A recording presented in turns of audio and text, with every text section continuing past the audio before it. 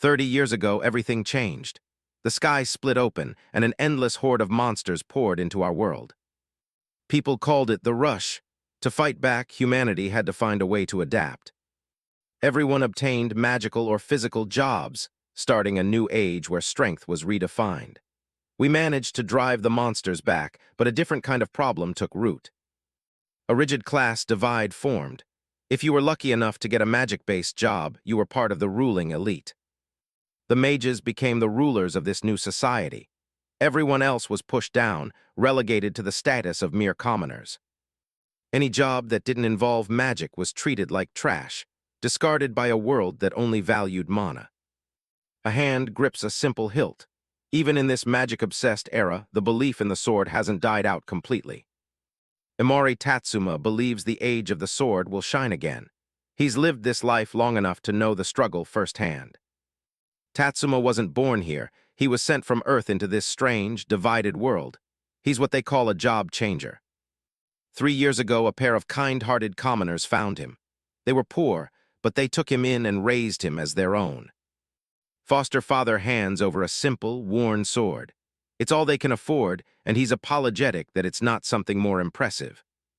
He promises that they'll work harder to earn more. They want the best for him, even if the world is stacked against them. They hope to buy him magic gear one day and get him into a top school. Tatsuma listens quietly, looking down at the humble blade in his hands. Even as a commoner's kid, his father sees something special in him. He believes there's a powerful soul burning inside his foster son. The old man tells him to make sure he becomes the strongest.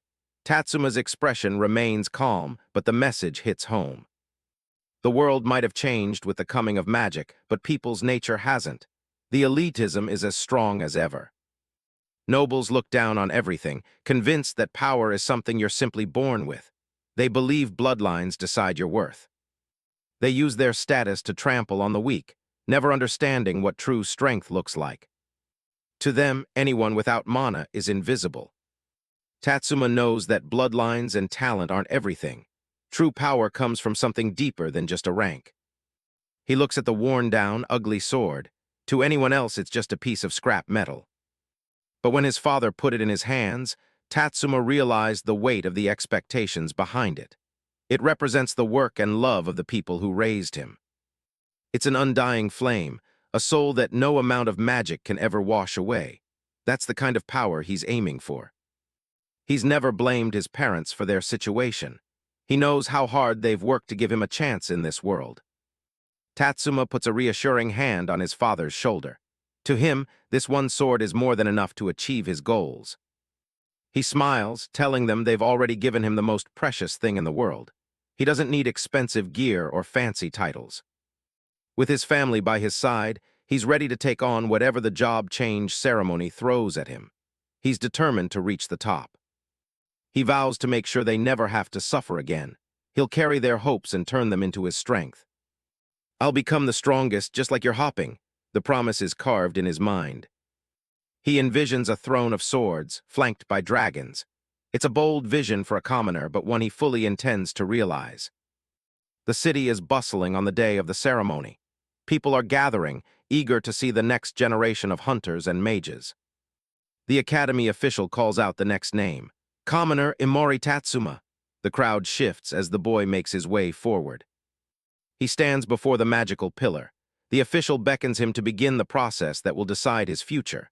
Whispers ripple through the crowd about his insane academic record. He's known as the commoner's rising star for a reason.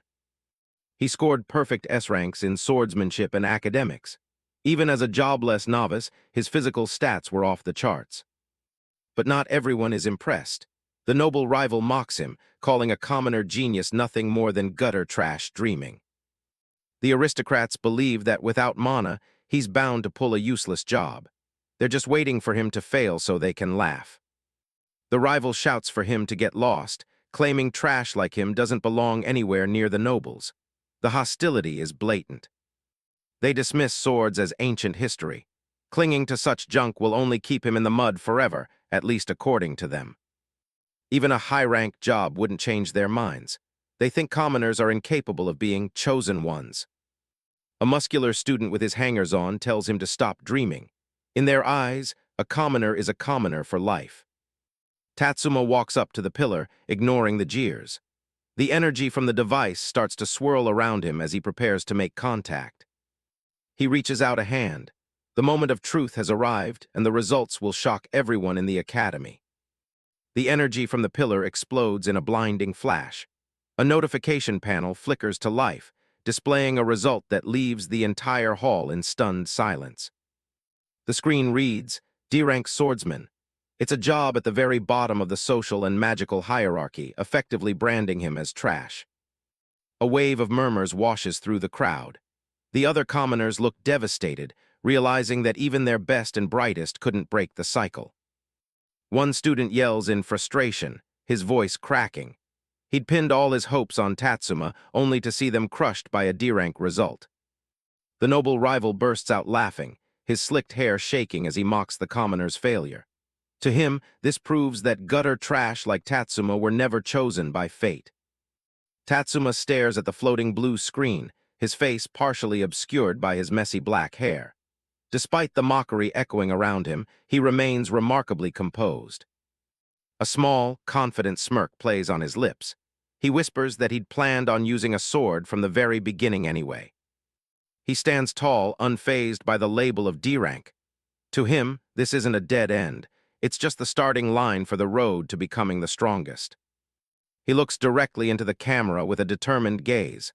The world sees trash, but he sees a perfect foundation to build upon. The academy official adjusts his glasses, his expression professionally neutral. He announces the end of the job change and the immediate start of the newcomer trial. Behind the scenes, the nobles are already placing their bets. They're certain Tatsuma will come in dead last, if he even survives the trial at all. Tatsuma walks past them, his eyes sharp and focused. He's the only commoner participating this year, a lone target for all their elitist spite. The academy official calls for the students to step forward and receive their starting equipment. Each item is matched to their new job and rank. He calls out Makusawa Yuki, and the girl with long purple hair steps forward. The crowd goes wild, knowing she's an S-rank Seraphim archer. The official hands her a magnificent ice attribute elf bow that glows with magical power. She's the academy's golden girl, a true chosen one in every sense. Makusawa Yuki looks down at her new weapon with a cold, sharp gaze. Beside her, the academy official calls the next student, Imori Tatsuma. Beside her, the academy official calls the next student, Imori Tatsuma. Tatsuma approaches the distribution area, his hoodie casting a shadow over his eyes. He's relegated to the D-rank zone, where the leftovers are kept. The official holds out a rusted, notched blade that looks like it belongs in a junkyard. He tells Tatsuma it's perfect for him and suggests tossing it once the trial is over. Tatsuma takes the sword, his face remaining completely expressionless. He doesn't show a hint of anger or disappointment at the blatant insult. He looks at the trash sword, nodding that its balance is actually quite good despite the rust. He's already thinking about how to make it work. The noble rival watches from the stairs, mocking the idea of using a non-elemental blade. Without magic enhancement, he claims it's just a useless piece of scrap metal. Nearby, another noble student shows off his massive thunder hammer. He boasts about its 10,000 volts, enough to paralyze any monster for a full minute. The difference in equipment is staggering. Tatsuma stands alone with his rusted blade, while the nobles are geared up like gods. To the commoners, these magic weapons are like artifacts from another world, totally unattainable. They watch with envy and a sense of hopelessness. A mage in the group conjures a swirling ball of blue mana. They believe that magic is the only thing that can bridge the gap in their favor. Tatsuma's internal monologue cuts through the noise. He thinks about how even an ordinary wooden stick can become the strongest weapon with enough skill and imagination. A series of abstract, colorful slashes fill the panel. He's imagining the sword's true potential, seeing past the rust to the lethal edge within. The official begins explaining the rules of the trial. They're headed for the Whispering Forest, home to monsters tainted by otherworldly energy.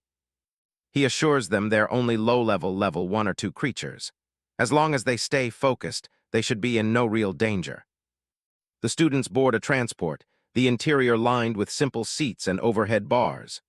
The tension is high as they prepare to enter the hunting grounds. They arrive at a massive stone gateway overgrown with thick, gnarled roots. The official announces that they're free to form parties for safety. He explains the point system. Contributions will be tallied, and their final rankings will determine who gets into the prestigious Dragon God University. Tatsuma walks away from the main group, his rusted sword resting casually on his shoulder. A group of nobles jeers at him, asking if he's sneaking off to avoid embarrassment. They sneer, saying nobody would want a party with the guy guaranteed to come in dead last. Tatsuma doesn't even look back at them. Makusawa Yuki approaches him, her bow slung over her back. She asks if he's really planning to go solo in a place like this. Tatsuma shrugs, saying he's just not used to working with others. Yuki watches him with a thoughtful expression, recognizing a kindred lone wolf spirit. A close-up on Tatsuma's mouth shows a faint, knowing grin. He tells her they'll likely be fighting sooner rather than later. A pair of noble students glare at them from the side, their expressions twisted with annoyance. They clearly don't like the commoner interacting with the academy's star student. Tatsuma walks toward the dark tree line of the Whispering Forest. The other students are already forming parties, their magic weapons gleaming in the dim light. He looks back one last time before disappearing into the brush. This newcomer trial is his first step toward the university, and he knows exactly what he has to do. Tatsuma's thoughts focus on the disparity between him and the nobles. They have magic-enhanced gear, while he's left with nothing but his own skill. A status screen for the rusty sword appears. It has an attack power of only 1 and a 1% chance to break on hit.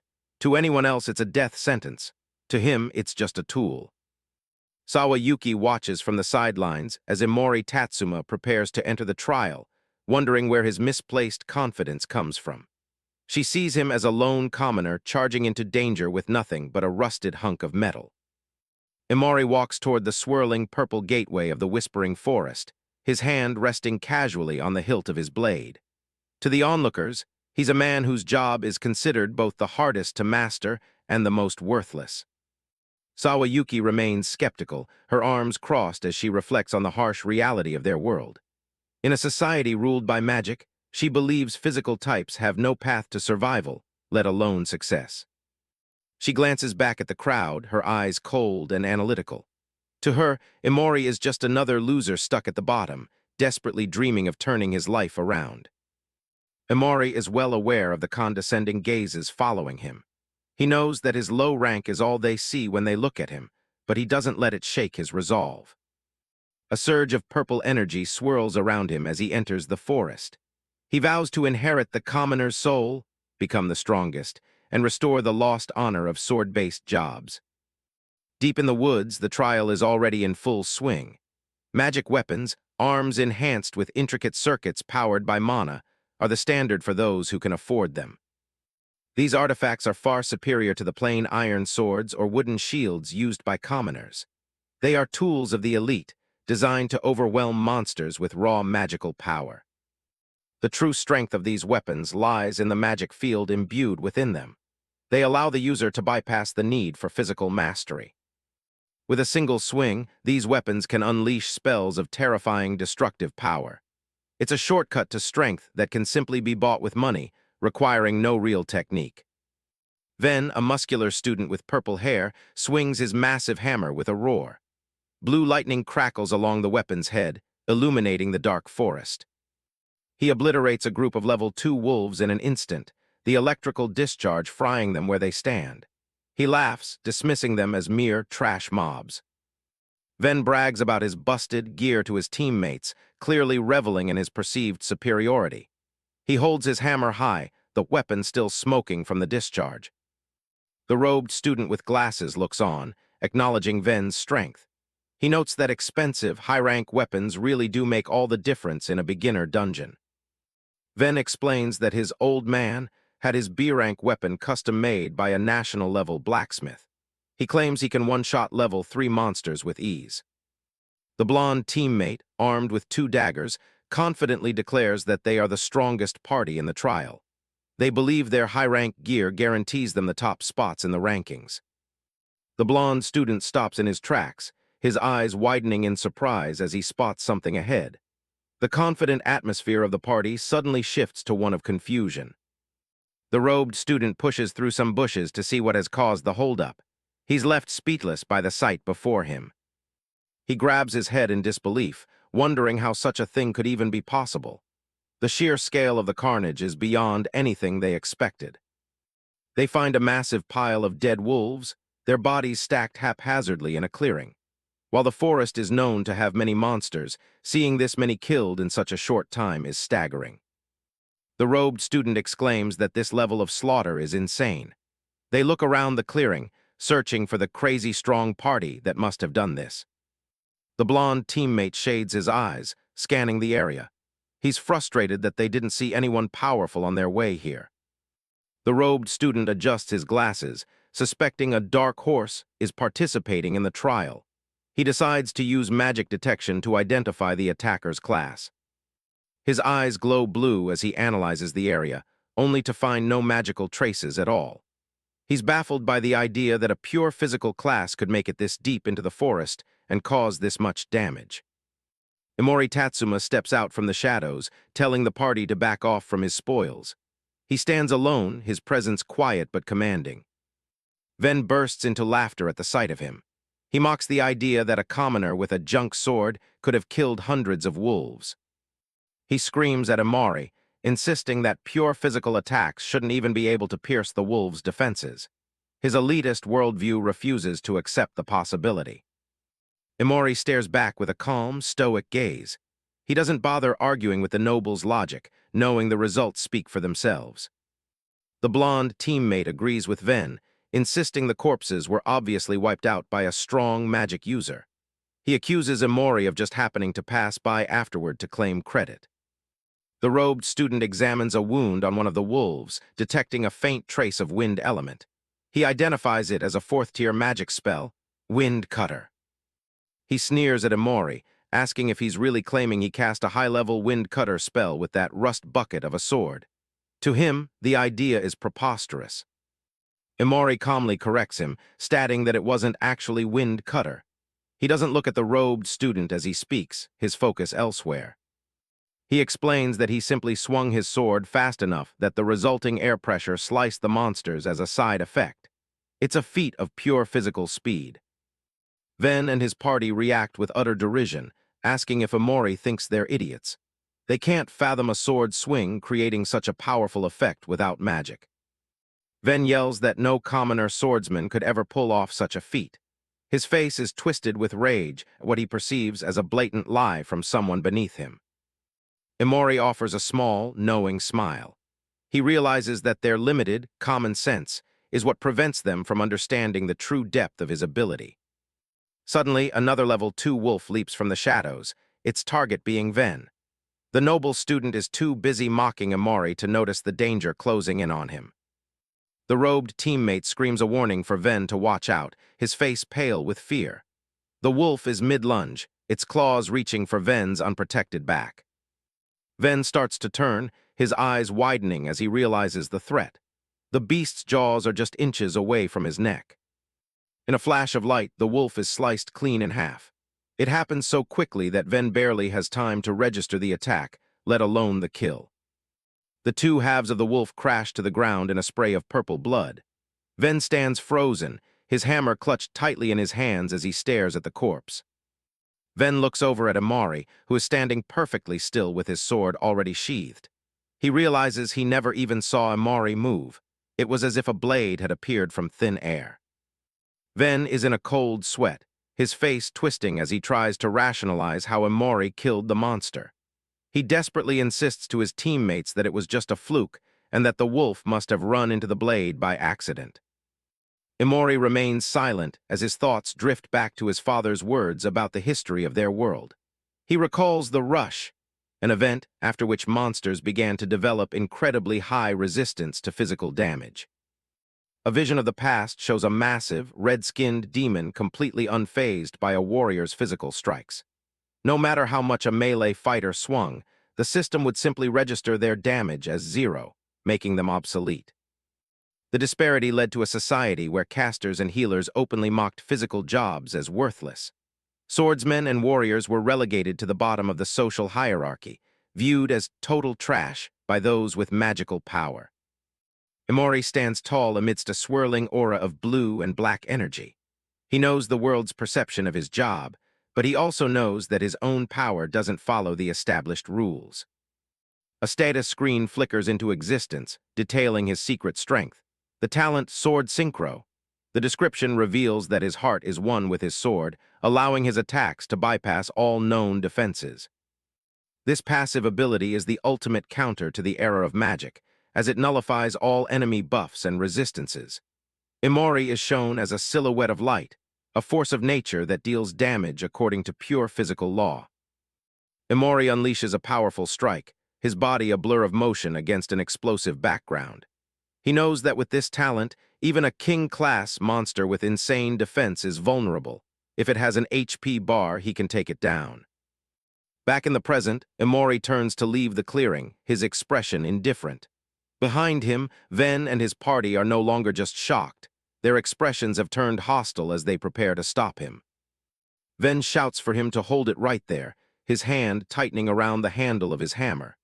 He isn't about to let a commoner walk away after demonstrating such unexpected skill. Ven sneers, accusing Emori of hogging all the points in the area. He claims that even if Emori really did kill the wolves, he's effectively stealing from the noble students who were supposed to earn those points. Emori looks back over his shoulder, his eyes narrowing slightly. He's genuinely confused by the idea that his own survival and performance are somehow an offense to the nobles. Ven points an accusatory finger, explaining that the number of low-level monsters in the forest is limited. He argues that by killing so many, Emori is reducing the number of points everyone else can earn. The other nobles join in the harassment, surrounding Emori and mocking his prospects. They claim that he's already guaranteed to finish dead last in the trial, so any points he earns are a waste. Emori looks at them with a calm, almost pitying gaze. He tells them to check the actual rankings first, hinting that they might find the current standings quite surprising. Ven laughs at the suggestion, his arrogance fully restored. He claims that even if Emori survives to the end, the Academy will simply accuse him of cheating and set his score to 0. Ven's face fills the frame as he shouts his demands, insisting that commoners must always lose to nobles. He orders Emori to hand over all his points and immediately withdraw from the trial. The blonde teammate steps in close, pressing a sharp dagger against Emori's neck. In the background, the robed student begins to manifest a glowing orb of magical energy. The robed student mocks Emori's attempt to fight magic with a physical body. He reveals that he's already cast a mana chain, with a blue glowing cuff constricting around Emori's wrist to bind his movements.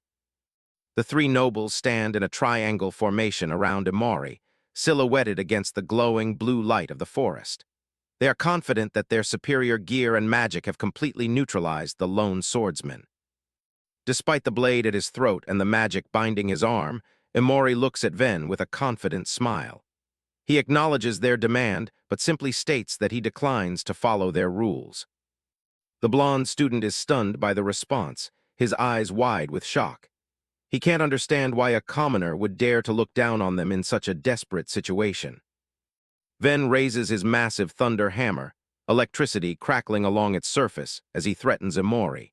He sneers that it's hard to hold back with such a powerful weapon, suggesting that any accidental death would just be labeled a mishap of the trial. A thunderous howl tears through the forest, shaking the very air and grounding everyone in place. The armored noble with the hammer freezes up, cold sweat dripping down his face as he realizes something massive is approaching. The sheer pressure from the roar is unlike any normal wolf they've encountered so far. Lance keeps his dagger pressed to Tatsuma's throat, but his eyes are darting around frantically, looking for the source of the sound. A system warning flashes across the air in jagged red text, alerting everyone to the danger. An unknown elite monster has appeared in the core of the forest, and the trial rules just changed. It's now a boss hunt with a massive reward, but death means permanent disqualification.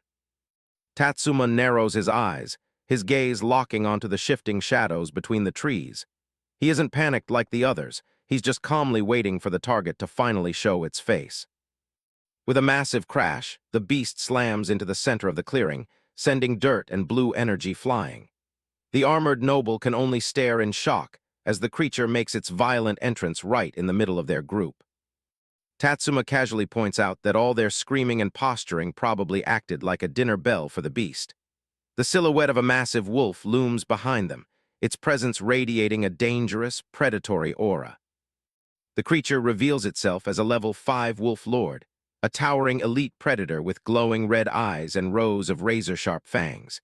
It lets out another bone-chilling roar, asserting its dominance over the terrified students. The noble's fear briefly turns into greed when he sees the elite tag hovering over the monster. He grits his teeth, realizing that killing a beast of this rank would make them rich beyond their wildest dreams. Ven immediately starts barking orders, trying to rally his terrified teammates into some kind of formation. He tells Lance to charge in first and slow it down so he and Ort can focus their magic on it from a safe distance. Lance leaps into action, his daggers glowing with a chilling frost as he activates his ice blade skill. He hopes to catch the monster off guard and bind it in place, setting it up for the rest of his team. The Wolf Lord is way too fast, effortlessly swatting Lance out of the air like a fly with a single heavy paw.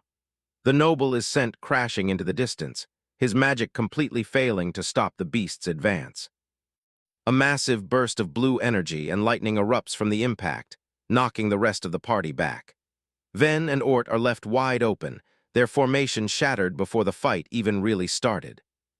Ort stares at his fallen comrade, realizing this isn't a trial-level monster at all.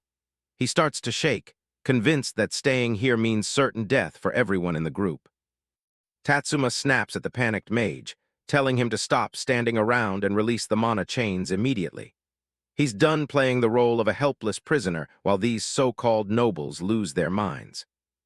Ven tries to salvage the situation, but the chains won't budge. Seeing the Wolf Lord closing in, he makes a cold-blooded call to use Tatsuma as bait while they make a run for it. Ven doesn't hesitate, bolting away and leaving everyone else to fend for themselves. He shouts that the more decoys he has to leave behind, the better his own odds of survival. As the monster prepares to strike, Tatsuma remains perfectly still, his focus inward. A blue glow pulses around his wrists as he exerts his raw physical power against the magical bindings. With a sharp crack, the mana chains shatter into glowing shards of light. The remaining nobles scramble away in the background, leaving Tatsuma alone to face the towering beast with his rusted sword. Tatsuma grips his notched blade, a confident smirk playing on his lips as he stares down the Wolf Lord. He welcomes the challenge, seeing this monster as the perfect first test on his journey to becoming the world's strongest. Imori Tatsuma settles his stance, gripping his blade as he eyes the monsters in the clearing. He's done testing the waters and decides it's time to end the fight. He lunges forward like a shot out of a cannon, his movement so fast it cracks the very ground beneath him. Tatsuma leaps into the air, vaulting over the Wolf Lord's head to find a blind spot. He wants to gauge just how much punishment the beast can take. His sword slammed straight into the monster's neck with a heavy thud, but it was blocked by its two arms. The Wolf Lord swings a massive claw in retaliation, forcing Tatsuma to twist his body midair to escape the lethal swipe. He skids across the floor, grounding himself as he realizes the monster's hide is far tougher than any ordinary steel. Not a single scratch left on the beast. The Wolf Lord throws its head back, letting out a roar that shakes the surrounding trees. Its eyes burn with a predatory red light, locking onto Tatsuma with newfound aggression. Without warning, the beast's speed spikes, and it charges at the young swordsman like a gray blur. Tatsuma barely manages to brace himself, his sword catching a blow so heavy it shatters the stone floor under his feet. He can feel the raw power vibrating through his arms.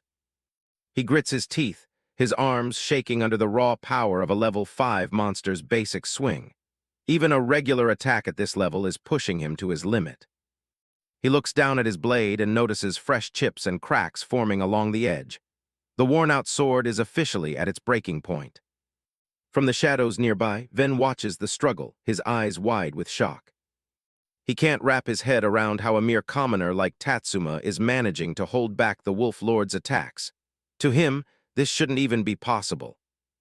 The beast looms over Tatsuma, its dark aura becoming so thick it's practically suffocating. It prepares for a final strike. Seeing Tatsuma refuse to back away, the noble student thinks the guy has a death wish.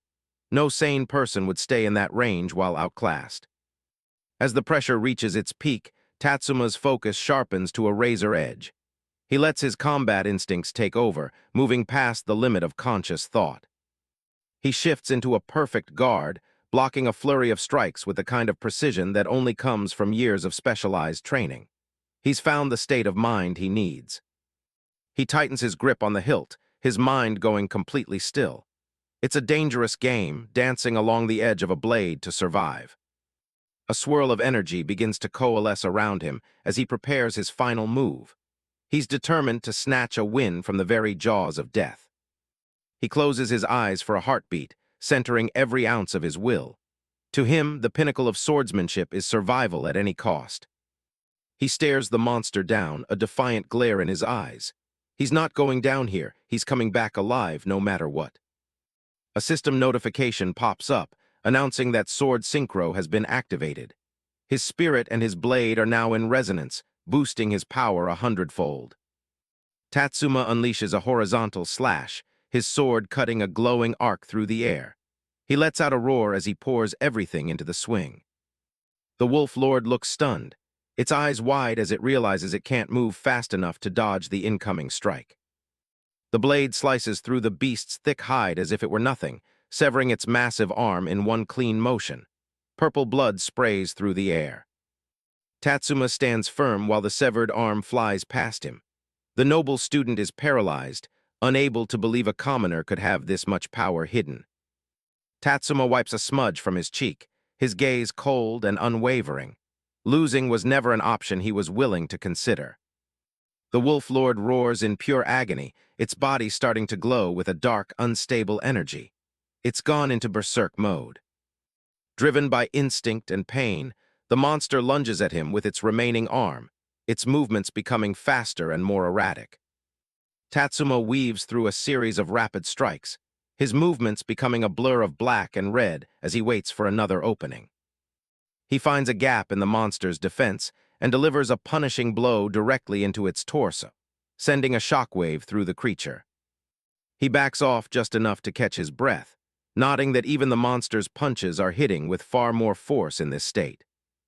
He pushes himself forward again, knowing he only needs one more solid connection to finish the job for good. Tatsuma lunges with everything he has left, surrounded by a blinding flare of blue energy that lights up the forest. The impact is massive, sending the Wolf Lord tumbling back through the dirt and carving a trench in the earth. The noble student watches from the brush, completely speechless. Tatsuma stands in the center of the clearing, his silhouette looming through the dust. Nearby, the noble student is so shaken his legs refuse to obey him as he tries to flee. Tatsuma turns his head, his cold eyes meeting the noble's with a look of utter indifference. The noble is frozen in place. He tells the noble to get out of his way, his voice sounding as sharp and cold as ice. The unnamed noble student scrambles backward on the ground, sweat pouring down his face as he stares at the commoner he once looked down on. He can't believe this is the same person. He feels a terrifying aura radiating from Tatsuma, something so intense it doesn't even feel human. To him, the boy looks like a demon in human skin. Tatsuma walks past without a second glance, his broken sword dragging on the ground near the fallen beast. He leaves the trembling noble behind in the dust.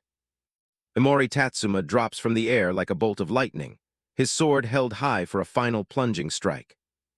The blade bites deep into the Wolf Lord's back, sending a spray of blood into the air as the monster howls in agony.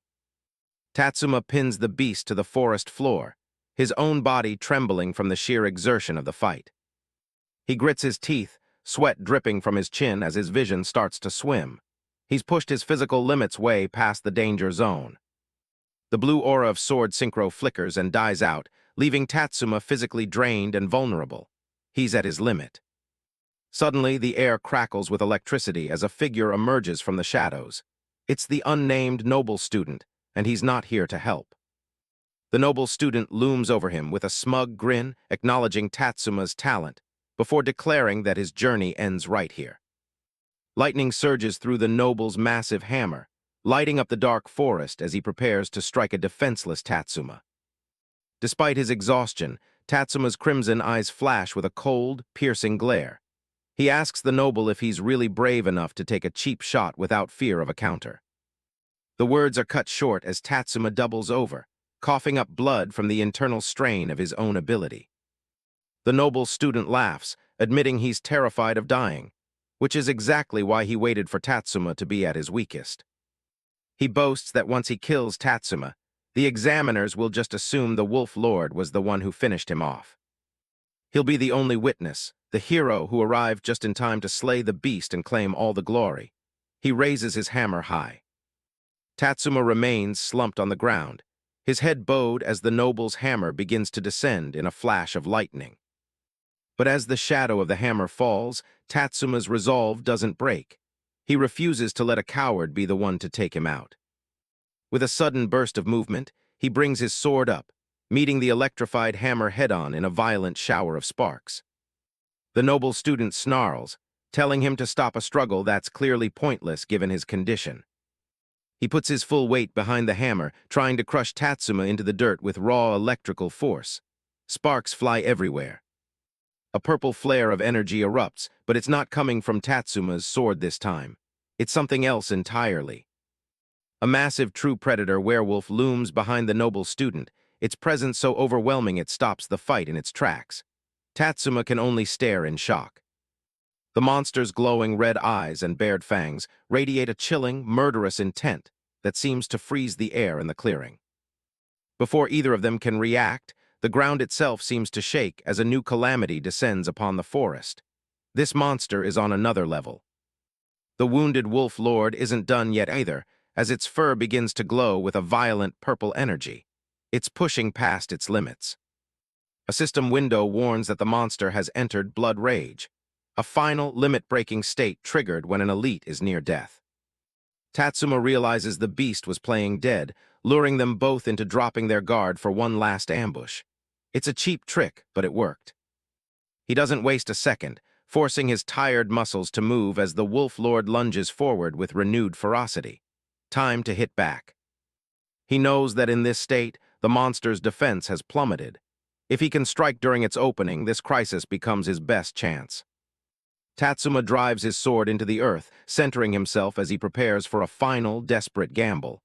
"Let the earth be my sheath," he mutters. The Wolf Lord roars, a wall of pure sound and bloodlust that would paralyze any normal warrior with fear. Tatsuma pours every remaining drop of his strength and conviction into his blade, the metal beginning to hum with intense power. His will becomes his blade. He activates sword synchro one more time, his spirit resonating with the steel in a blinding flash of blue light as the monster lunges. He swings upward with everything he has, the force of the strike creating a massive shockwave that tears through the forest floor. The monster's charge is met head-on. The energy wave slices through the Wolf Lord's neck, decapitating the beast in a single, silent arc of destruction. He's done it. As the monster's body collapses, a system message confirms the kill and awards Tatsuma a staggering 10,000 points. He's barely holding on. Minutes later, Makusawa Yuki sprints into the clearing, her bow drawn as she responds to the reports of casualties in the forest. She finds Tatsuma sitting on the grass, his face pale and worn, but a faint, defiant smirk lingers on his lips. This time he survived. Yuki stares at the carnage, two high-level werewolves slain and a noble student lying unconscious and disgraced on the ground. She can't believe her timing. She looks around the silent clearing, wondering how a D-rank could possibly have survived this, let alone one. The silence is heavy. Back at the plaza, the official rankings scroll across the massive screens, and Tatsuma's name sits at the very top with a record-shattering 10,300 points. The crowd of students goes dead silent for a heartbeat before erupting into a chaotic mixture of disbelief and anger at the result. Imori? Which Imori? Matsuoka Tsuyoshi and the others shout in shock, unable to believe that a commoner's score is 25 times higher than an S-rank's. No way that's real. Standing nearby, Kanbara and his group of noble elites are livid, screaming that the system must have a bug and demanding an immediate recheck. A commoner can't be first. The crowd of students at the plaza is in a total frenzy, shouting accusations of cheating and demanding that the commoner's score be cancelled. The head examiner, a stern official in a black suit and round glasses, holds a glowing blue communication orb and listens intently to a priority message. He clears his throat with a sharp cough, signaling for silence as he prepares to deliver a serious update regarding the exam's status. A projection behind him shows the grim aftermath of the forest battle, where medical teams attend to several downed students and the corpses of the wolf monsters. Kanbara and the other nobles react with visible shock as the official reveals that 2 noble students were killed in the chaos, with another left injured. The head examiner identifies Imori Tatsuma as the one who defeated the level 5 mutated Wolf Lord, earning the massive point total that caused the uproar. Disbelief still ripples through the crowd, with students shouting that a lowly D-rank must have just stolen the finishing blow on a half-dead beast. Angry voices question if the points are even valid given the loss of noble lives, while Tatsuma sits alone in the grass nearby, head bowed. Makusawa Yuki approaches Tatsuma in the quiet of the forest, crossing her arms as she demands to know what actually happened during the fight. Tatsuma brushes it off with a cool, detached gaze, claiming he just got lucky and happened to swing his sword at the right moment. Yuki doesn't buy the excuse, revealing that she personally inspected the site and saw sword marks entirely devoid of any magic residue. She states flatly that the Wolf Lord must have been taken down by him alone, using nothing but pure, refined physical skills. She theorizes that the dead noble students probably tried to steal his kill or sabotage him, only for the berserker beast to target them first. Tatsuma holds up a bandaged hand, casually dismissing her detailed assessment as nothing more than a private theory. Yuki stands over him, frustrated by his silence, and asks if he's really not going to do anything to defend himself against the accusations. Tatsuma notes that it's pointless to argue, as the crowd has already decided on their own answer, regardless of any logic or truth. He looks at his broken, rusted blade, reflecting on how a weapon tossed on a trash heap can still prove its worth through its sharpness. His crimson eyes narrow as he thinks to himself that in the end, real strength always speaks for itself without the need for words. Back at the plaza stage, another official suggests that voiding the commoner's score is the most rational way to pacify the enraged noble families. The head examiner announces the final verdict to the students. They have unanimously decided to void Imori Tatsuma's score entirely. Kanbara and his cronies clap and sneer, relishing in the downfall of the lowly commoner who dared to think he belonged at the top. The digital rankings flicker as Tatsuma's name is wiped from the list, leaving a wide gap at the top of the leaderboard. The board updates with the new rankings, placing Makusawa Yuki in the first-place spot with her score of 419. The head examiner moves on to announce the list of candidates who have passed, but he pauses as he reaches the bottom of the list. A look of confusion crosses his face as he stares at the screen, noticing a name that shouldn't be there given the recent ruling. He realizes that Imori Tatsuma is still within the passing line, despite his score having been reset to 0. The digital board shows Tatsuma at the 100th rank with exactly 0 points, the absolute minimum required to scrape into the university. The students are once again thrown into chaos, clutching their heads and screaming that there must be another bug in the system. The head examiner wipes sweat from his brow, baffled by why so many other examinees ended up with negative scores this year. Behind him, the screen flickers as it processes a massive wave of point deductions for various participants. A text overlay cites the regulations. Any attack on allies or interference with others' combat results in heavy point deductions. A long list of noble students follows, showing scores like -10, -25, and for their dishonorable actions during the exam. Tatsuma watches from the forest edge as the noble students argue, realizing they sabotaged themselves and blew up their own scores. He realizes that thanks to their malice, the passing threshold dropped all the way to 0, allowing him to slip in by the skin of his teeth. Standing alone in the light, Tatsuma notes with a faint smirk that luck was on his side today in its own twisted way. Kanbara confronts him, pointing an angry finger and warning that the university will be nothing but a hell for a commoner like him. He mocks Tatsuma's lack of backing, predicting that he won't last even a few months among the elite students. Tatsuma gives him a sharp side-eye, his smirk widening as he says he's actually looking forward to the challenge. As he walks away into the sunlight, Tatsuma thinks to himself that he can't wait to see whether that hell can truly keep up with him. Wide shot of Dragon University's front gate. The plaza is bustling with a mix of new students and armored guards. Imori Tatsuma stands among the crowd, looking towards the entrance. He notices that even the school badges are split into two distinct tiers. A group of commoner students is being held back near the main gate. The atmosphere is thick with tension as noble students look down on them. Two noble students block the way, standing in front of a small, rectangular opening in the brick wall. They ask why a commoner would even think about using the main gate. One of the nobles, Kanbara, points toward the tiny hole. He tells the newcomers that the shabby little entrance is all they're getting. A commoner student cowers as the nobles tower over him. They watch with cruel smirks as he hesitates to move. Kanbara commands him to strip and crawl through on all fours. He claims that entering the school in such filthy, commoner clothes is a direct violation of the rules. He grabs the terrified boy by the collar and jerks him forward. He tells the boy to be grateful they even went to the trouble of setting up a ceremony for them. Suddenly a hand reaches out and grabs Kanbara's forearm. Tatsuma tells him to knock it off, his voice calm but firm. Kanbara is stunned by the interference. He glares over his shoulder, shocked that anyone would dare touch him. Close up on Tatsuma's face, showing his sharp crimson eyes and a look of pure boredom. Kanbara recognizes him as the D-rank swordsman from the trial. Tatsuma pushes Kanbara's hand away with a dismissive gesture. He remarks that he was wondering which idiot was causing a scene, and it figures that it's him. Kanbara scoffs, regaining his arrogance. He mentions how he warned Tatsuma during the entrance exam, yet he decided to enroll anyway. He points aggressively back at the small hole in the wall. He insists that Tatsuma get on his knees, strip, and put on a collar if he wants to get inside. Kanbara pokes a finger into Tatsuma's chest to emphasize his point.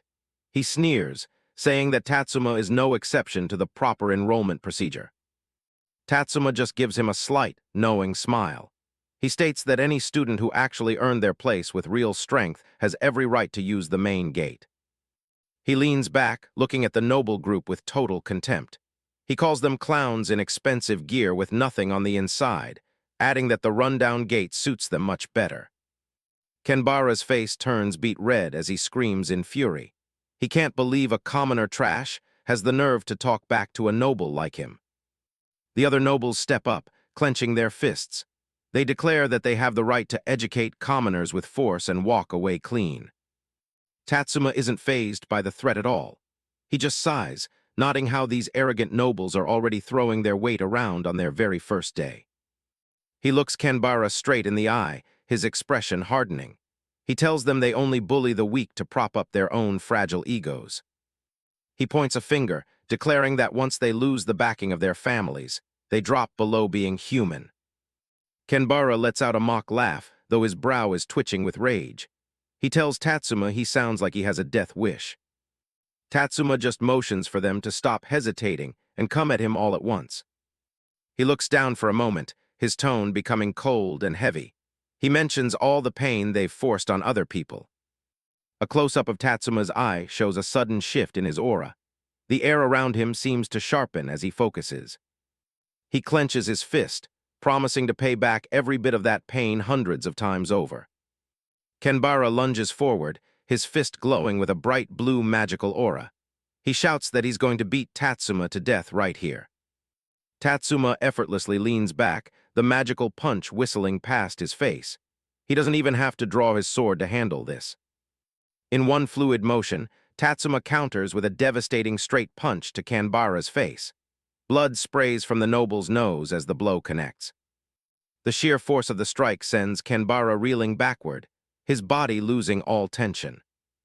A massive shockwave ripples through the air, as Kanbara is launched away like he was hit by a truck. He flies across the plaza, headed straight for the thick brick wall. Kanbara slams into the wall with a thunderous crash, creating a massive crater in the masonry.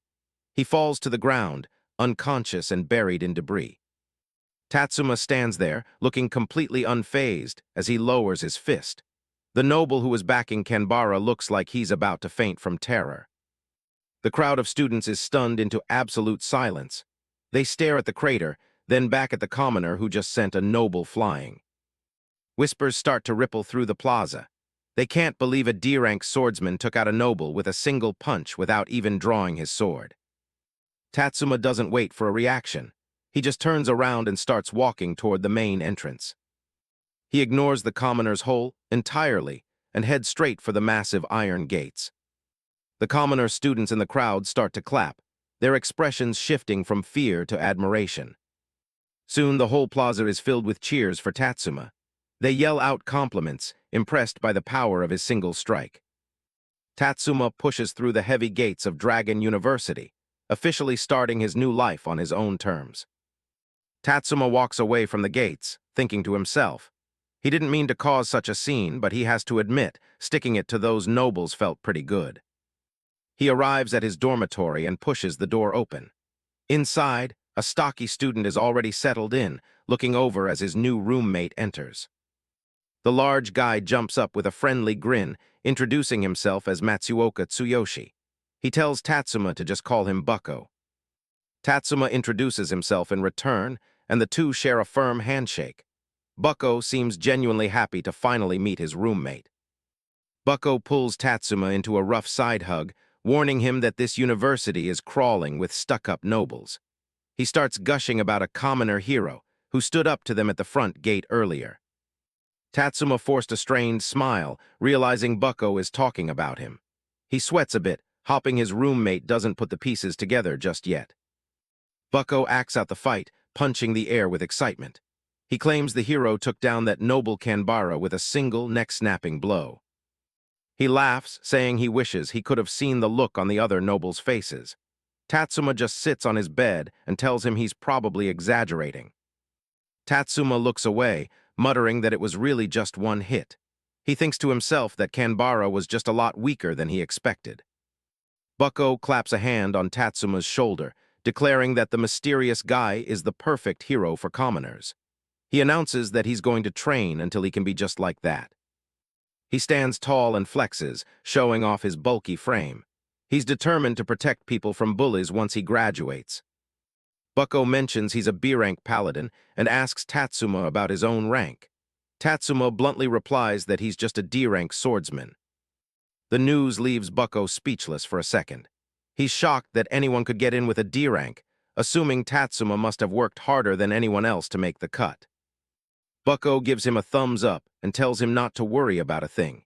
He promises to have Tatsuma's back and tells him to just drop his name if anyone tries to mess with him. Tatsuma smiles, finding his roommate's energy a bit overwhelming. He's always trained alone and avoided teams, so having someone this supportive feels completely alien to him.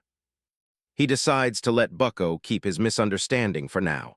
He plans to quietly climb to the top without drawing the kind of attention that the truth would bring. Meanwhile, in a darkened medical wing, an unnamed butler stands by a hospital bed.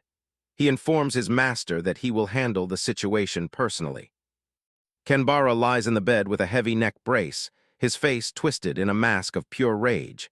He screams for the butler to shut up, his pride clearly more wounded than his body. He orders the butler to use every dirty trick available to them within the university. He demands that Tatsuma be dealt with permanently within a week. The butler bows his head, his face shrouded in shadow. He calmly agrees to accidentally erase the commoner student from existence. Tatsuma's image flashes through Kanbara's mind, surrounded by blood-red splatters. The noble is consumed by a single violent thought. Kanbara's eyes bulge with murderous intent. He vows to make sure he watches every single second as Tatsuma dies. Dragon University's practical training grounds, a massive, sun-drenched hall where the student's first real test is about to begin.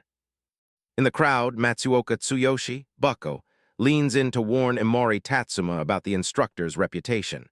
He's heard this guy loves picking on commoners, so he suggests they just try to lay low. The man in question is an academy official who carries himself with an air of absolute authority. He looks down at his students with a gaze that's as cold as it is professional. Standing before the class, he introduces himself as Benjamin Lee and explains that he's in charge of first-year practical training. He makes it clear from the jump that he only cares about results, and the weak don't deserve his time. The academy official scans the crowd, his eyes locking onto a specific target in the group. He's clearly been looking for a certain someone to make an example of. A quick look back shows the instructor plotting in private, dismissing the idea of mere expulsion as being too kind. He's got something much more malicious planned for Tatsuma.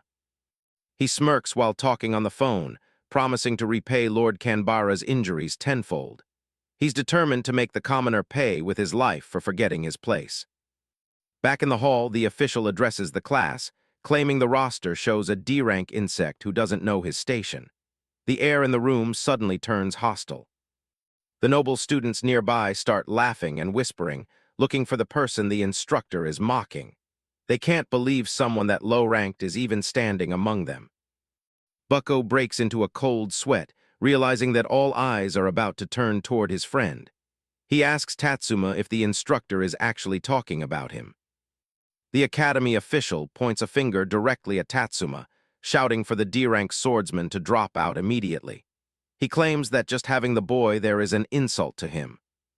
Tatsuma doesn't flinch, standing his ground and stating that he earned his spot with his own strength. He's not about to let a few insults from an elitist official push him out.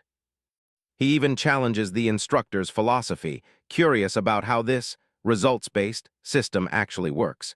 He's got his own perspective on how strength is measured in this world. Tatsuma begins to break down the two primary ways to get stronger, starting with leveling up.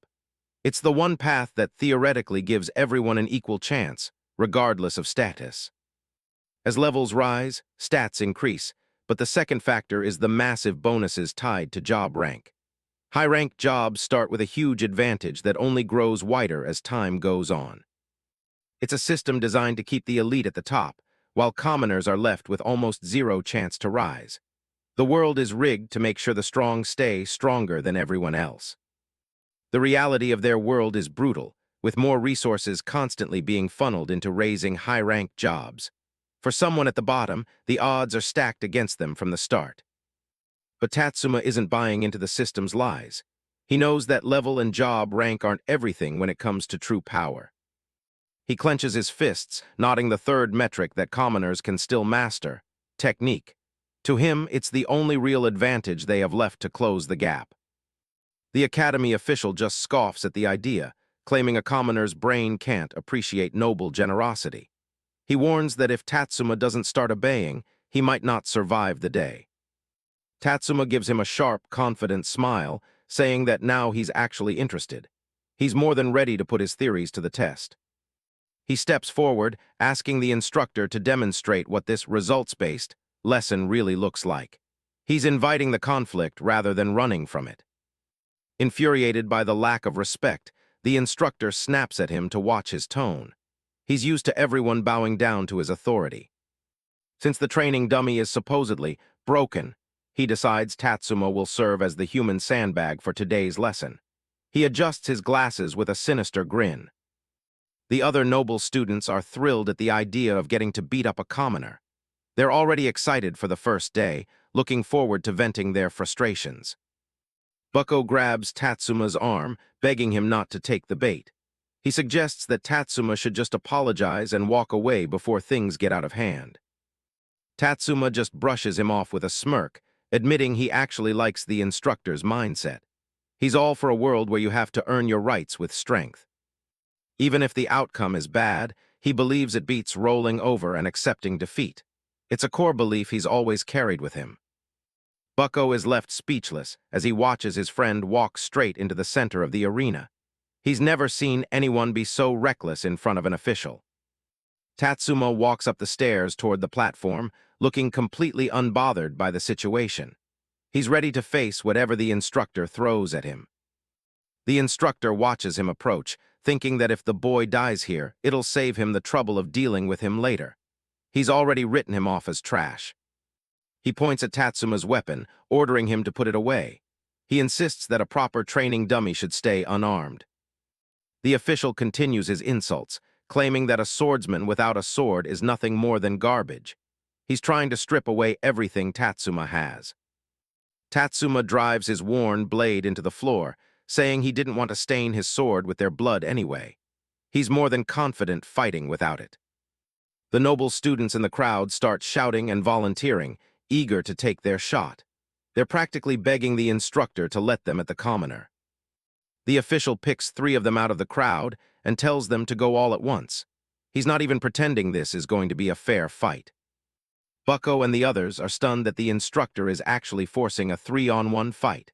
They're worried Tatsuma is going to get seriously hurt, or worse. He adjusts his glasses with a cruel grin, reminding everyone that reality is especially unfair to commoners who don't know their place. He's enjoying every second of this. Bucko watches from the sidelines in silence, looking genuinely concerned. He can't believe things have escalated this quickly. The 3 attackers surround Tatsuma in the middle of the hall, but he remains perfectly calm. He thinks to himself that his bare hands are more than enough for these small fries. Suddenly, Bucko raises his hand and shouts that he wants to join the fight too. He's determined to stick by Tatsuma's side, no matter what happens. The academy official looks at him with a satisfied smirk, inviting him to join in. He thinks it's poetic that commoners should have to crush each other to get ahead. Matsuoka Tsuyoshi, Bucko, steps forward, refusing to let his friend face the mob alone. He declares himself Imori Tatsuma's ally, standing firm despite the pressure. The academy official just smirks, watching the 2 commoners stick together. He dismisses them with a sneer, muttering that trash always seems to attract more trash. Bucko leans in to whisper a quick plan. He tells Tatsuma to hang in there for just 1 minute before surrendering immediately. He promises to handle all the defense himself. It's a risky move, but he's determined to protect Tatsuma from the worst of the beating. Tatsuma appreciates the gesture, but he's already thinking 3 steps ahead. He was ready to teach these guys a real lesson, but now he realizes he needs to worry about Bucko's reputation too. He lets out a sigh, deciding that he'll just have to hold back a little for the sake of his friend. He puts on a calm, almost bored expression as the fight begins. The instructor shouts for the match to begin, and 3 noble students immediately unleash their magic. Fire, ice, and energy bolts light up the training ground as they target the 2 commoners. Bucko roars and throws up a massive energy shield, absorbing the impact of the multi-elemental barrage. Even the academy official is impressed, nodding that a defensive B-rank like him is a rare find. Through the blinding flashes of magic, Bucko yells for Tatsuma to stay behind him until it's time to quit. Tatsuma casually agrees, though he's already moving. Tatsuma decides that waiting a full minute is way too much of a hassle. He vanishes into the smoke and dust, his speed leaving nothing but afterimages behind. He closes the distance to the first noble magician before they can even finish their next chant. The student is completely focused on the shield, never seeing the shadow coming from their flank. With a precise, lightning-fast strike, Tatsuma chops the noble in the neck. It's a clean hit that shuts down their mana and their consciousness in a split second. Without stopping, he pivots toward the next target who's still trying to maintain their fire magic. The student barely has time to register that their teammate is down before Tatsuma is upon them. He sent the 3rd noble flying across the training hall with a brutal, point-blank strike. The force of the blow created a shockwave that kicked up even more dust. A massive cloud of smoke settles over the arena, leaving everyone in the audience guessing. When it finally clears, 3 noble students are sprawled out on the floor, completely defeated. Bucko is still standing in his defensive stance, looking around in utter confusion. Tatsuma walks up and casually taps him on the shoulder, acting like nothing happened. Bucko asks if it's finally over, his eyes wide as he looks at the unconscious nobles. Tatsuma just gives him a simple nod and a smile. The large paladin is completely baffled, wondering why everyone is suddenly on the ground. He didn't see a single one of Tatsuma's movements through the dust cloud. The Academy official is the only one who realized what actually happened. He saw Tatsuma use the dust cloud as cover to take down 3 chanting magicians in the blink of an eye. He tries to rationalize it, thinking that Tatsuma's combat technique is just a result of rough brawls among commoners. He refuses to admit that a D-rank could actually be this skilled. Tatsuma leans in and lies through his teeth, suggesting the nobles just got too fired up. He claims they simply lost control of their own high-level magic. Bucko buys the story completely, convinced that their mana just clashed and blew up in their faces.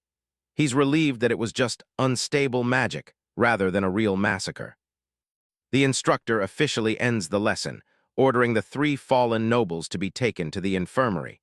He uses the moment to warn the rest of the class to focus on spell stability in real combat.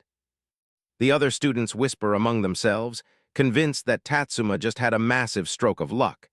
They can't accept that a commoner could ever beat 3 nobles through actual skill. The Academy official taunts Tatsuma one last time, asking if he really thinks this minor victory justifies his presence at the school. He's clearly not done trying to break the boy. He brings up tomorrow's practical dungeon exam, predicting that no noble will ever want a party with a D-ranker. He expects Tatsuma will be forced to drop out when he can't find a team. Tatsuma just smirks and says he's looking forward to it. He's not the least bit intimidated by the instructor's threats or the upcoming challenge.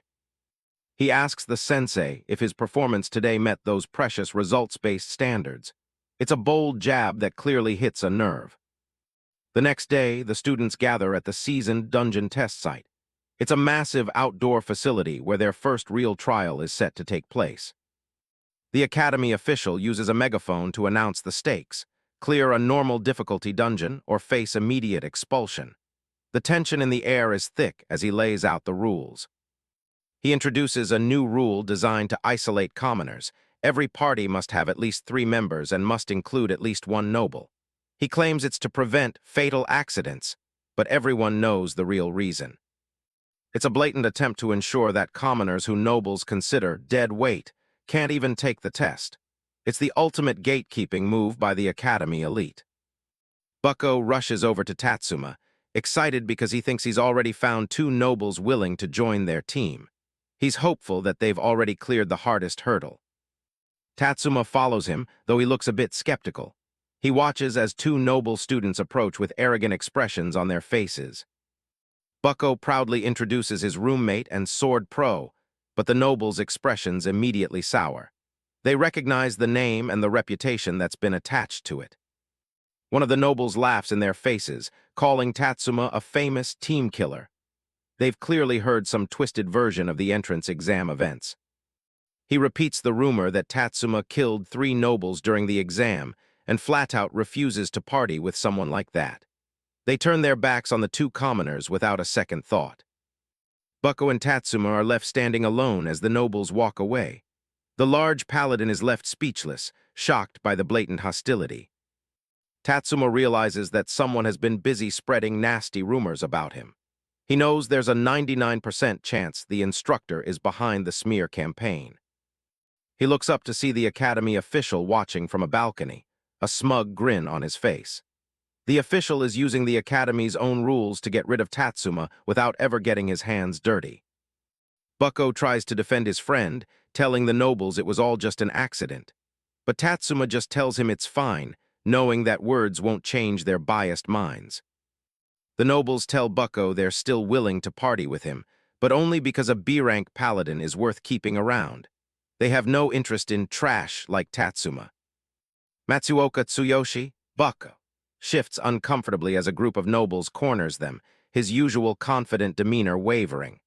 One of the arrogant students looms over him, his shadow stretching across the pavement as he begins a pointed, cruel conversation. The noble student in the tan coat leans in with a sickening smirk, bringing up a dark piece of campus history. He mentions a commoner girl who supposedly killed herself in the dungeon, using the tragedy as a blatant threat. Imori Tatsuma's expression darkens significantly, his eyes cast in a cold shadow as he listens. The weight of the noble's words hangs heavy in the air, but Tatsuma remains eerily silent. The noble continues his story with a mocking laugh. explaining that the girl's fate was sealed because she dared to turn down a noble's invitation. He describes her being stripped and abandoned in the dungeon as if it were a casual joke. Another noble student in a tracksuit chimes in, telling Bucko he needs to decide which side he's truly on. He warns the large paladin not to throw his life away by associating with trash like Tatsuma. Tatsuma suddenly moves, his hand outstretched with a cold, challenging look. He bluntly asks if that's all they had to say, his patience clearly reaching its breaking point. Before the noble in the tracksuit can even react, Tatsuma has a wooden training sword pressed firmly against the boy's throat. The noble's arrogance instantly turns to pure shock as he realizes how fast the commoner really is.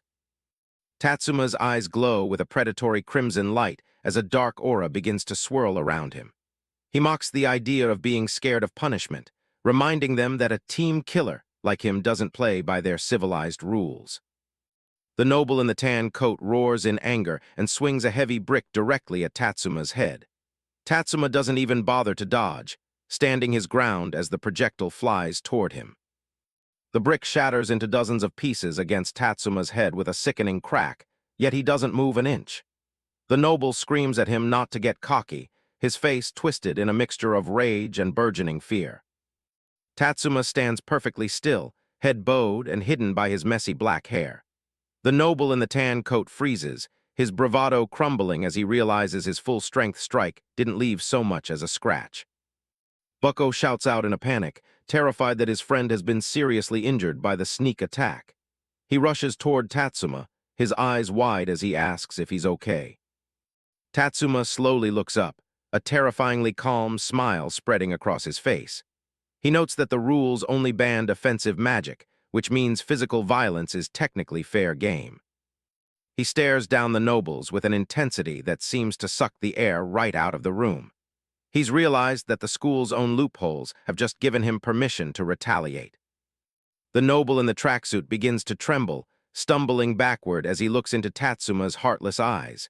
He stammers out a question, desperate to know what the commoner is planning to do. Tatsuma takes a single, heavy step forward that causes the ground beneath his feet to spiderweb and crack.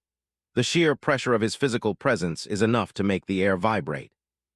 With a sudden, explosive burst of speed, Tatsuma delivers a brutal blow to the noble in the tracksuit. The impact is so powerful it creates a visible shockwave around his fist. The noble is sent hurtling through the air like a rag doll, his body spinning out of control from the force of the strike.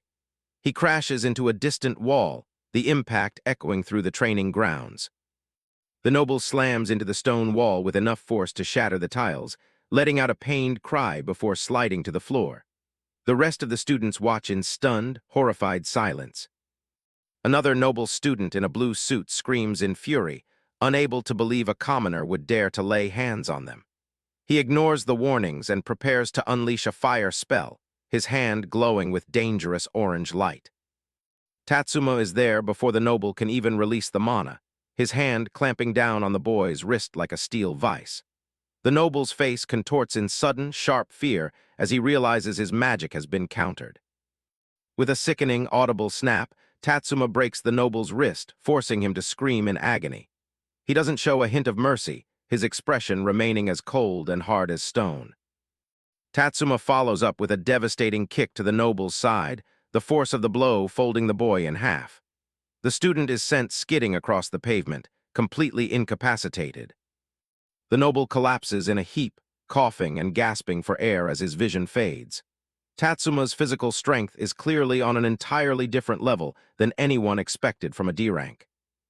Tatsuma stands tall over the defeated nobles, pointing a finger at them like he's marking his next victims. The atmosphere is suffocatingly tense as he looms over the fallen elites. Bucko can only stare in disbelief, his mouth hanging open as he tries to process the absolute destruction his roommate just caused.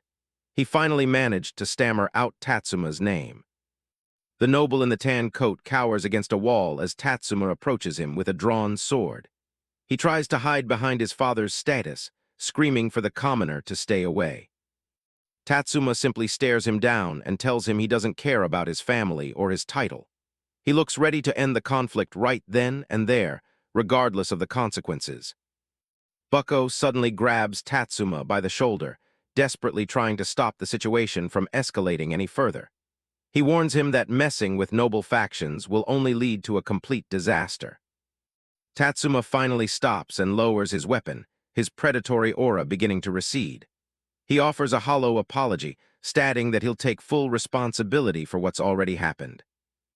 Bucko continues to shout, reminding Tatsuma that he's not the only commoner at the school whose life is on the line. He's terrified that one person's defiance will lead to a crackdown on all of them. He pleads with Tatsuma to understand that his actions make life even harder for the other commoners who just want to survive. He begs him to follow the rules so they aren't all expelled together.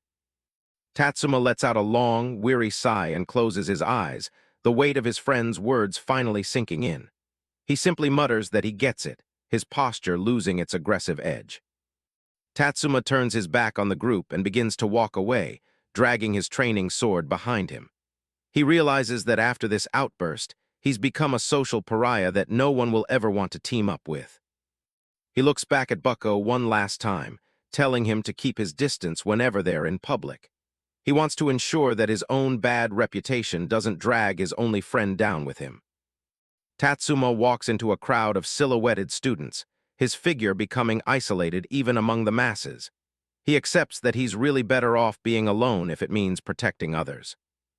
He continues walking, his gaze fixed forward as he contemplates a future where everyone around him is an enemy. He's prepared to face the school's hostility on his own. Tatsuma's eyes sharpen with a grim resolve as he realizes that if everyone is an enemy, he won't have to worry about hurting anyone he cares about. Behind him, Bucko calls out, acknowledging his incredible strength. Tatsuma stops and looks over his shoulder as Bucko tells him he did something truly brave that most commoners could never do. The large boy's voice is filled with a mixture of fear and genuine respect. Bucko insists that he doesn't want Tatsuma to pay the price for his actions alone. He reminds him of his promise to always watch his back, no matter how many enemies they make. He warns Tatsuma that even if he hates the school's corrupt game, he has to stay in it to have any chance of breaking the rules. He begs him not to get himself expelled before they can actually change anything. Tatsuma stands in the center of the training grounds, looking up at the Grand Academy buildings with a cold, renewed determination. He knows his journey at this school is only going to get more dangerous from here. Imori Tatsuma stands in the center of the training grounds, looking up at the Grand Academy buildings with a cold, renewed determination. He reflects on how strange it is to be talked down to by someone like the instructor. Matsuoka Tsuyoshi, Buck, laughs and puts Tatsuma in a friendly headlock, his boisterous personality cutting through the tension. He suggests they just stand at the dungeon entrance and ask anyone who walks by to join their party. Tatsuma thinks to himself about his long-term goal of breaking the rules and becoming the strongest. For now, he decides to endure the social pressure and follow the Academy's current path. They arrive at the seasoned dungeon entrance, where a massive purple magical vortex swirls within a stone cave. Tatsuma looks at the portal with a neutral, almost bored expression. Tatsuma watches the swirling energy of the dungeon entrance, a faint, cynical smirk tugging at the corner of his mouth. He thinks the design is a bit too obvious, making it easy enough to recognize. A large crowd of students is gathered in the clearing before the dungeon, forming parties and whispering among themselves. The atmosphere is thick with anticipation and the judgmental stares of the noble elites. Two noble students watch the pair approach, whispering about the cocky commoner who dared to fight back earlier. They recognize Tatsuma and Bucko as the ones who beat up a student named Yamase. The nobles decide to keep their distance, muttering that Tatsuma would already be dead if it weren't for the school's strict rules. They watch with disdain as the pair walks past them. Tatsuma notices that even the other commoners are going out of their way to avoid him, leaving a wide berth as he walks. Bucko looks around nervously, sweating as he realizes they are being isolated from everyone. Tatsuma reflects on the herd mentality of the other students, comparing them to a flock that inherently hates the wolf. He knows that sheep who stay as sheep are only destined to be eaten in the end. The perspective shifts to ground level as a pair of black tactical boots steps firmly onto the dusty path. Someone is approaching the duel with a deliberate and confident stride. A red-haired male student with a smug smile and multiple piercings in his left ear appears. This is Hisashi Shin, an A-rank noble assassin wearing a black hooded sleeveless vest over a gray t-shirt. Hisashi Shin stands before them with his hands in his pockets, his sharp gray eyes fixed on Tatsuma. He speaks with an air of casual superiority, confirming the protagonist's identity as the famous commoner Star. Bucko leans in and whispers to Tatsuma, sharing the rumors he's heard about the newcomer. He mentions that Hisashi is an elite noble assassin who ranked in the top 50, but adds that nobody actually likes him. Hisashi Shin suddenly reaches out and places a gloved hand on Bucko's shoulder, catching the large paladin by surprise with the sudden contact. With a condescending smile, Hisashi Shin invites Bucko to join his party for the trial. He explains that his team is short on a tank, and a B-rank paladin like Bucko would be a perfect fit. Bucko is completely caught off guard, his mouth hanging open in shock at the unexpected offer. Tatsuma remains calm, watching the interaction with a stoic and neutral expression. Other students nearby whisper in surprise, questioning if Hisashi has lost his mind by inviting the team killer's buddy. They believe associating with the two of them will ruin a noble's reputation. Bucko gestures toward Tatsuma, asking if the invitation is only for him. He's clearly hesitant to leave his friend behind, even for an elite party. Hisashi Shin crosses his arms over his chest, his smug smirk never wavering for a second. He bluntly states that they only have a use for the paladin and have no interest in Tatsuma. Bucko shouts back in anger, clenching his fist as he declares that Tatsuma is his best friend. He refuses to join any party that doesn't include the person who has had his back. Hisashi Shin remains unbothered by the outburst, asking Bucko if his best friend actually feels the same way about the situation. He challenges the loyalty of their bond with a mocking glance.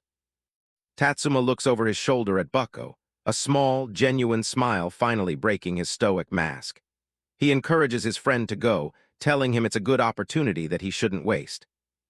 Tatsuma closes his eyes and tells Bucko he'll manage on his own, his tone filled with a quiet resolve.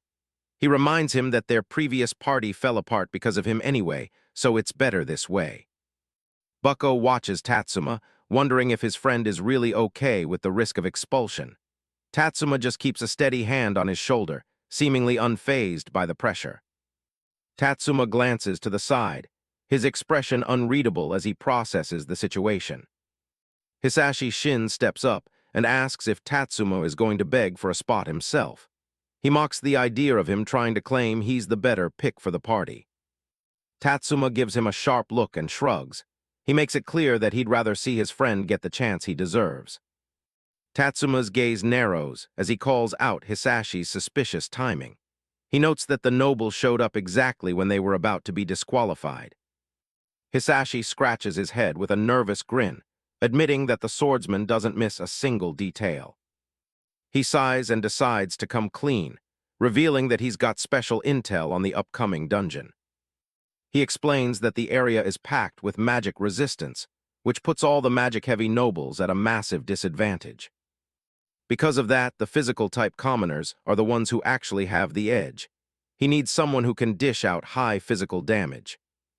Hisashi admits that if Tatsuma had tried to betray Bucko to take the spot, he would have walked away. He only wants to party with someone truly strong. He points a finger at Tatsuma, nodding that he's clearly different from the other commoners at the academy. With a smug smile, Hisashi offers him a spot in the party and tells him he should be grateful for the exception. Tatsuma looks down, reminding the noble that he's just a D-rank commoner who's already picked plenty of fights with the elite. He warns Hisashi that bringing him along will turn the entire noble student body against him. He knows Hisashi is a calculator who should have seen that coming. Tatsuma's eyes sharpen as he demands a reason for the offer that he can actually believe. Hisashi just leans back and claims he's simply giving him a fair shot at the trial. Tatsuma sees right through the act and smiles. He guesses that Hisashi is an outcast among the nobles and doesn't have anyone else to team up with either.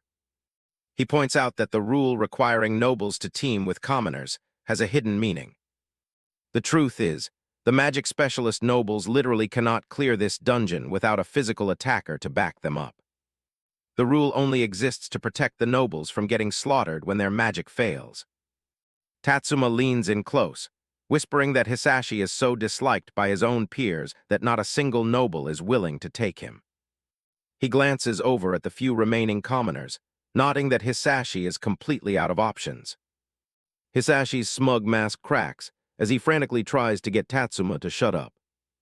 He yells at him to lower his voice, claiming it's humiliating for a noble to be rejected by someone of a lower rank.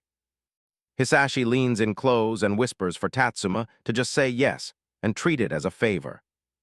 He gestures back toward the training grounds, pointing out that Tatsuma isn't exactly drowning in offers either. Tatsuma looks at the noble's outstretched hand for a long moment, weighing the deal. He finally takes the hand in a firm shake, agreeing that the terms are fair enough. Bucko is shocked that the deal is actually happening, while Hisashi starts pulling up the party registration on a holographic screen. They head toward the portal as Hisashi declares himself the leader. Tatsuma makes it clear he won't be making any promises about following orders. In the distance, the Academy official watches them with pure contempt. He views an A-rank noble partnering with commoners as a direct insult to noble pride. The official adjusts his glasses, his expression turning cold. He mutters that forming a party won't make things go as smoothly as they think. He notes that accidents are far more common once students step inside a dungeon. He envisions a gruesome scene where Tatsuma and his party are left to die miserably in the dark. The group joins the crowd of students gathered near the swirling purple energy of the dungeon entrance. Bucko calls out to Tatsuma, looking a bit overwhelmed as they prepare to step through. The Academy official intercepts them, mockingly congratulating Tatsuma on his luck for finding a noble partner. Tatsuma doesn't flinch, asking the man straight up what he's planning to sabotage this time. The official feigns innocence, claiming he's just there to see them off. The official gestures toward the portal, stating that since they followed the rules, he has no reason to block their entry. He leans in with a sinister grin, giving them a final warning to lie low. He tells them that if something unexpected happens, no one will be coming to their rescue. Bucko starts to panic at the threat, but Tatsuma holds out an arm to steady his friend. Tatsuma shoots back a confident smirk. He tells the official he's more worried that the dungeon will be too easy and end up boring him. The Academy official doesn't look too happy as he eyes the trio. He gives off a heavy, suspicious vibe, clearly up to no good. He pulls out a black key and hands it over to Hisashi, declaring him the party leader. He tells him to hold on to it, though his expression suggests he's handing over a death sentence. Hisashi looks at the key, surprised to find it's made of obsidian. He mentions that everyone else was supposed to get a mithril key for this exam. The official adjusts his glasses, claiming they swapped all the keys for this round.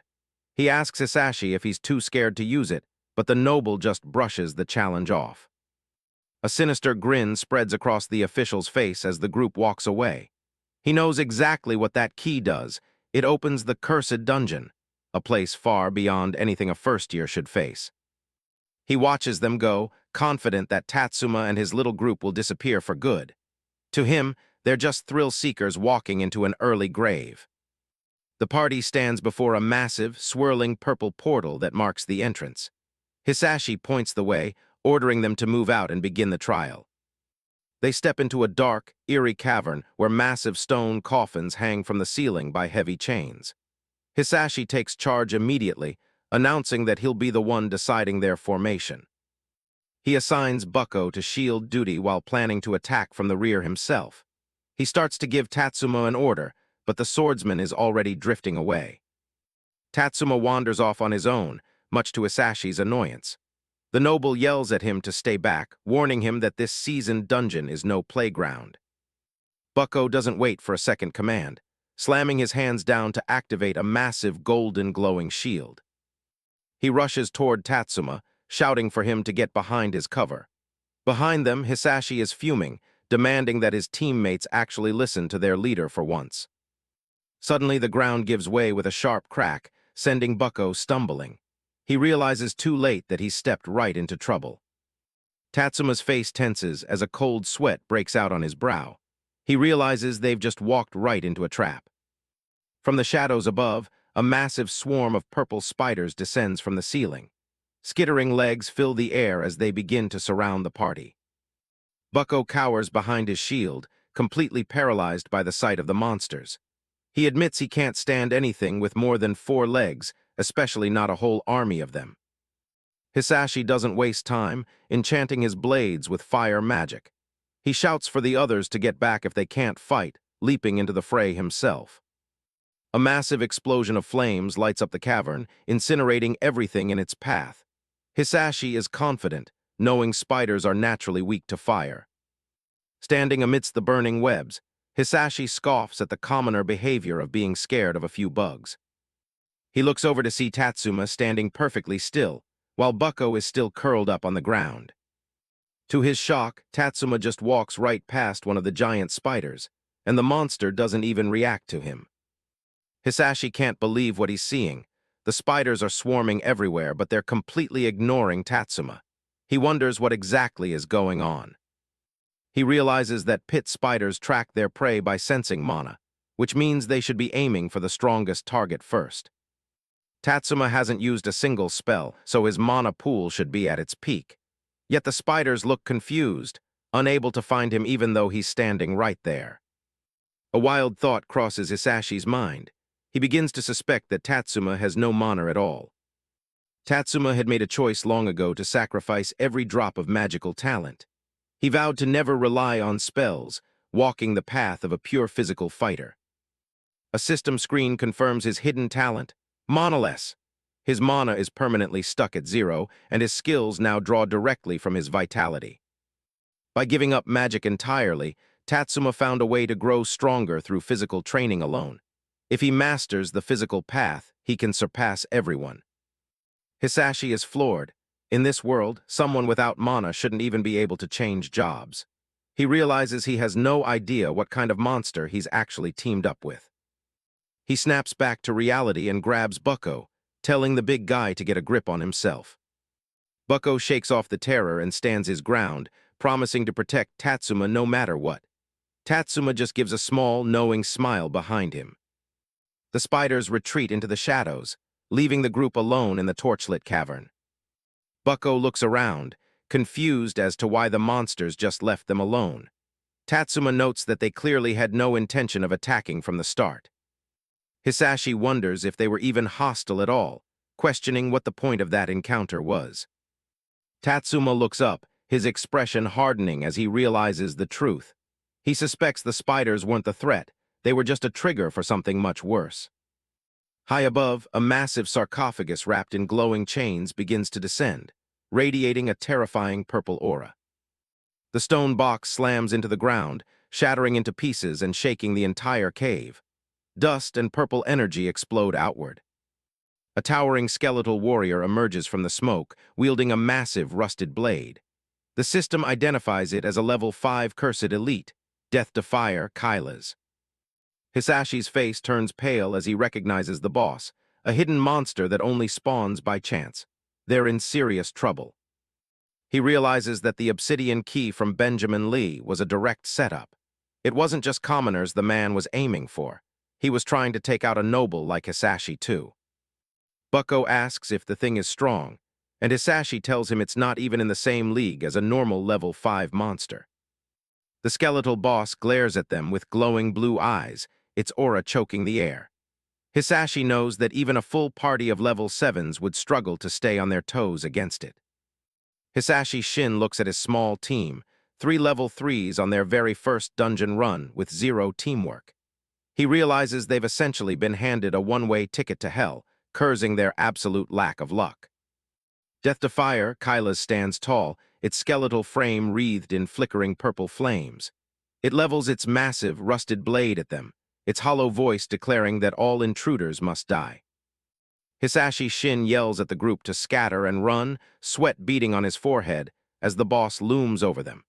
He thinks that whoever the creature decides to hunt down first is as good as dead.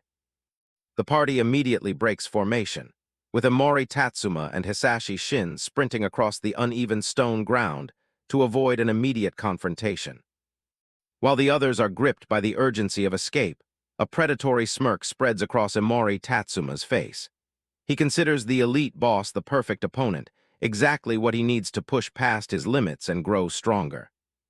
The cavern trembles as death to fire. Kyla's erupts with a blinding surge of purple energy. Imori Tatsuma doesn't flinch, his eyes narrowing as he prepares to engage the beast.